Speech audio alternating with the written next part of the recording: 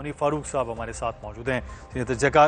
اس case کا سامنے آنا منیب صاحب، اور اس وقت کیا ماحول بن رہا ہے، خاص طور پر اگر ہم بات کریں فیصل وارڈا صاحب کے بیان کی، وہ اپنے آپ کو یا یہ شو کر رہے ہوتے ہیں یا کسی طرح سے کہ مقتدر حلقوں کی ترجمانی کر رہے ہوتے ہیں، اور ان کا یہ بیان استعفیٰ کتنا معنی خیز ہے؟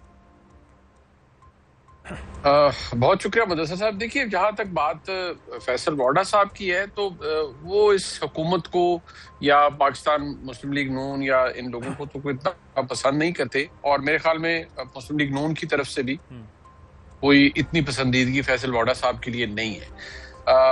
بہرحال فیصل وارڈا صاحب کا مقتدرہ سے تعلق ضرور ہے، لیکن یہ جو احساسات اور جذبات وارڈا صاحب کے ہوتے ہیں یہ ان کے ذاتی ہوتے ہیں، اور اگر اس حکومت کی چھٹی کروانی ہے یا کسی کو انسیٹل کرنا ہے تو اس کے لیے فیصل وارڈا صاحب کی ضرورت نہیں پڑے گی، اس کے بغیر ہی بہت کچھ ہو سکتا ہے۔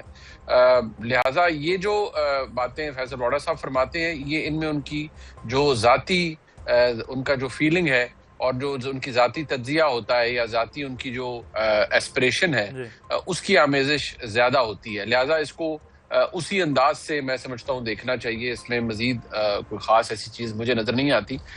وہ ناپسندیدگی فرام ٹاپ ٹو باٹم پوری مسلم لیگ نون کے لیے فیصل وارڈا صاحب کے پاس ہے، اور میں سمجھتا ہوں وہ ہمیں اس کو فیس ویلیو پہ ہی لینا چاہیے۔ جہاں تک رہ گئی بات اس پورے معاملے کی، دیکھیے اس کے اندر جو ایک اہم چیز ہے وہ میں اب آپ کو یہ بتا سکتا ہوں کہ اس کی جو تفتیش کی گئی ہے اس کے اندر چند جدید سطور کے اوپر بھی کی گئی ہے۔ یہ جو کیس ہے اس کے حوالے سے کوئی پولیٹیکل پریشر اس وقت تک کوئی ایگزسٹ نہیں کرتا، یہ میں آپ کو بڑے بالکل اعتماد سے کہہ سکتا ہوں، اور پولیس نے اس کی انویسٹیگیشن بڑی انڈیپینڈنٹ طریقے سے کی ہے۔ یہاں تک کہ جو 164 کا بیان ہے خاتون کا، ان دونوں خواتین کا، اس کے اندر بھی جو اسپین کا سفارت خانہ ہے اس کا جو لوکل یہاں پر لاہور میں جو کاؤنسلر ہوتا ہے یا جو بھی خاتون تھیں یا جو بھی مرد تھے، ان کی پریزنس کو یقینی بنایا گیا ہے بیفور دی میجسٹریٹ۔ 164 کے بیان کے اندر پولیس آتھورائز نہیں ہوتی قانونی طور پر میجسٹریٹ کے سامنے وکٹم کے ساتھ یا جو اس کے ساتھ کھڑے ہونے کے لیے، تو اس کو وہاں پر یقینی بنایا گیا کہ ان کی پریزنس ہو تاکہ خاتون انڈیپینڈنٹلی جو دونوں خواتین ہیں وہ اپنا بیان ریکارڈ کریں، اور آپ نے دیکھا ہوگا کافی لمبا لانگ ونڈڈ بیان ہے جو انہوں نے پورا اس کے اندر دیا ہے۔ اب اس کے اندر جو ایک اور بات بھی ہے کہ جو کرائم سین ہے اس کو بھی پریزرو کیا گیا ہے۔ جو اس کے اندر ہوا ہے بدقسمتی سے وہ اسحاق ڈار صاحب کی فیملی کے ساتھ اس کا تعلق اسی طرح کی، یہ ان کے نواسا ہے جو رضا ڈار ہے، لیکن اسحاق ڈار صاحب کا اس کے کیس سے یا ان کے صاحبزادے کا یا کسی اور کا تعلق نہیں ہے۔ یہ جو بھی کچھ ہوا ہے یہ والدین کی بدبختی ہے، میں یہی کہہ سکتا ہوں کہ یہ ایک چیز میں یہاں پہ بڑا امپورٹنٹ آپ نے جو بات کی ہے منیب صاحب، ڈار صاحب کی فیملی پہلے بھی کوئی سرکاری سطح پر ایسی کوئی چیز تھی نہیں، لیکن سوشل میڈیا پہ اس پہ بہت زیادہ بات کی جاتی رہی کرپٹو کے معاملے میں۔ اب پھر یہ کرپٹو کرنسی سے متعلق ڈار صاحب کی فیملی سکینڈلز میں پہلے بھی رہی، اب پھر یہ آ گیا۔ یہ ڈار صاحب کے لیے، ان کی سیاست کے لیے اور نون لیگ کی سیاست کے لیے آپ سمجھتے ہیں کہ کتنا نقصان دہ؟ دیکھیے دو تین چیزیں ہیں۔ ایک تو یہ کہ ہمیں دو چیزوں کو الگ الگ کانٹیکسٹ میں دیکھنا پڑے گا۔ ان خواتین کی ڈار صاحب کے نواسے کے ساتھ جو فائنینشیل ڈیلنگ ہے وہ ایک سیپریٹ ایشو ہے، اس کے بارے میں ہم اس وقت اس پوزیشن میں نہیں ہیں کہ ہم یہ کہہ سکیں کہ وہ خواتین نے ان کے ساتھ کوئی مالی بدیانتی کی ہے یا ڈار صاحب کے نواسے نے کی۔ بالکل، ایک تو فیکٹر یہ ہے، ہمیں اس کے بارے میں اس وقت نہیں پتا بیکاز وہ انڈر انویسٹیگیشن نہیں ہے۔ دوسری بات یہ ہے کہ جو دیگر معاملات کے حوالے سے خبریں یا کوئی اسحاق ڈار صاحب کی فیملی یا ان کے صاحبزادے یا کسی حوالے سے بھی کوئی بات کرتا ہے تو دیکھیے باتیں تو بہت سی ہوتی ہیں، لیکن معاملہ آگے چلتا ہے ایویڈنس سے، شواہد سے۔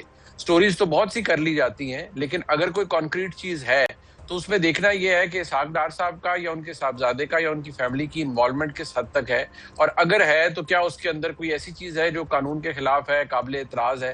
اس کے بارے میں کم از کم ذاتی طور پر اس پوزیشن میں نہیں ہوں کہ میں آپ کو یہ بتا سکوں کہ یہ الزامات ان میں صداقت ہے نہیں ہے۔ اس کیس کا سامنے آنا منیب صاحب، اور اس وقت کیا ماحول بن رہا ہے، خاص طور پر اگر ہم بات کریں فیصل وارڈا صاحب کے بیان کی، وہ اپنے آپ کو یا یہ شو کر رہے ہوتے ہیں یا کسی طرح سے کہ مقتدر حلقوں کی ترجمانی کر رہے ہوتے ہیں، اور ان کا یہ بیان استعفیٰ کتنا معنی خیز ہے؟ बहुत शुक्रिया मुदस्सर साहब। देखिए, जहाँ तक बात फैसल वाडा साहब की है तो वो इस हुकूमत को या पाकिस्तान मुस्लिम लीग नून या इन लोगों को तो कोई इतना पसंद नहीं करते, और मेरे ख्याल में मुस्लिम लीग नून की तरफ से भी कोई इतनी पसंदीदगी फैसल वाडा साहब के लिए नहीं है। बहरहाल फैसल वाडा साहब का मुक़्तदरा से ताल्लुक ज़रूर है, लेकिन ये जो एहसासात और जज्बात वाडा साहब के होते हैं, ये उनके ज़ाती होते हैं। और अगर इस हुकूमत की छुट्टी करवानी है या किसी को अनसेटल करना है तो उसके लिए फैसल वाडा साहब की ज़रूरत नहीं पड़ेगी, उसके बगैर ही बहुत कुछ हो सकता है। लिहाजा ये जो बातें फैसल वाडा साहब फरमाते हैं, ये इनमें उनकी जो ज़ाती उनका जो फीलिंग है और जो उनकी ज़ाती तज्ज़िया होता है या ज़ाती उनकी जो एस्पिरेशन है, उसकी आमेज़िश ज़्यादा होती है। लिहाजा इसको उसी अंदाज से मैं समझता हूँ देखना चाहिए। इसमें मजीद कोई ख़ास ऐसी चीज़ मुझे नज़र नहीं आती। वो नापसंदीदगी फ्रॉम टॉप टू बॉटम पूरी मुस्लिम लीग नून के लिए फैसल वाडा साहब के पास है, और मैं समझता हूँ वो हमें उसको फेस वैल्यू पे लेना चाहिए।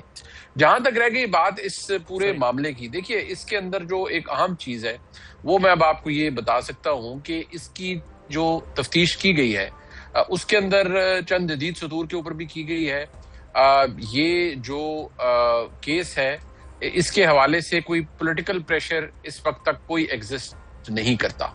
ये मैं आपको बड़े बिल्कुल एतमाद से कह सकता हूँ। और पुलिस ने इसकी इन्वेस्टिगेशन बड़ी इंडिपेंडेंट तरीके से की है। यहाँ तक कि जो 164 का बयान है खातून का, दोनों खवातीन का, उसके अंदर भी जो स्पेन का सफारत खाना है, उसका जो लोकल यहाँ पर लाहौर में जो काउंसलर होता है, या जो भी खातून थी या जो भी मर्द थे, उनकी प्रेजेंस को यकीनी बनाया गया है बिफोर द मैजिस्ट्रेट।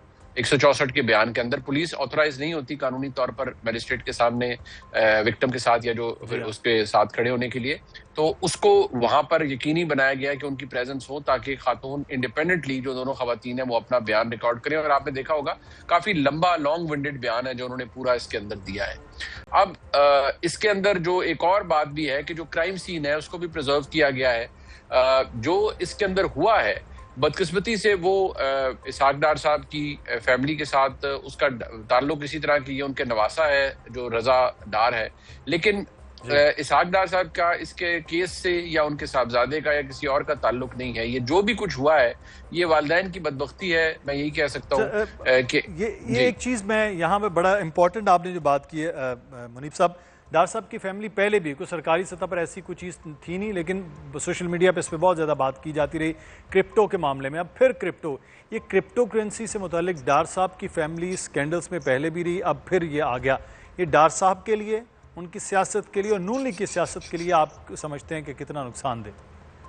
देखिए, दो तीन चीज़ें हैं। एक तो ये कि हमें दो चीज़ों को अलग अलग कॉन्टेक्स्ट में देखना पड़ेगा। इन खवातीन की डार साहब के नवासे के साथ जो फाइनेंशियल डीलिंग है वो एक सेपरेट इशू है। उसके बारे में हम इस वक्त ये इस पोजीशन में नहीं है कि हम ये कह सकें कि वो खवातीन ने उनके साथ कोई माली बदयांती की है या डार साहब के नवासे ने की। जी बिल्कुल। एक तो फैक्टर ये है, हमें इसके बारे में इस वक्त नहीं पता बिकॉज वो अंडर इन्वेस्टिगेशन नहीं है।